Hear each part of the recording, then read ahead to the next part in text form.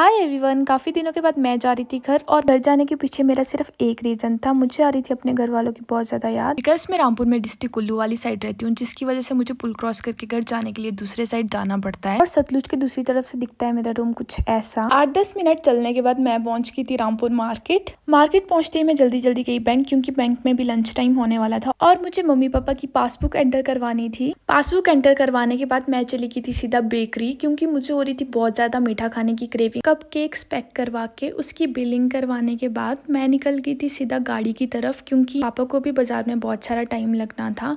तो मैंने सोचा ठीक है, मैं गाड़ी में जाके बैठ जाती हूँ। जैसे ही मैं गाड़ी के अंदर जाके बैठी, उस टाइम मुझे रियलाइज हुआ कि मुझे रूम से ही लेट आना चाहिए था, क्योंकि एक तो गर्मी की वजह से गाड़ी इतनी गर्म हो चुकी थी और ऊपर से मुझे पापा का 2 घंटे वेट करना पड़ा। और इतना होने के बाद भी मेरे साथ कुछ अच्छा हो, ऐसा हो ही नहीं सकता है। जैसे ही मैंने कपकेक वाला बॉक्स खोला तो मैंने देखा कि ये तो मुझसे लाते लाते खराब हो गया, बट स्टिल फिर भी मैंने ये खाया। सुबह पापा गए थे हॉस्पिटल और आज पापा की रिपोर्ट आनी थी, जो कि बिल्कुल अच्छी नहीं आई है। पापा को 4 स्टोन है। अभी तो 1 महीने की दवाई दी है और डॉक्टर ने 1 महीने बाद शिमला जाके चेक करवाने के लिए बोला है। होपफुल सब दवाइयों से ही ठीक हो जाए और ऑपरेशन ना हो। 5 बजे के आसपास पापा भी आ गए थे और हम निकल गए थे घर के लिए।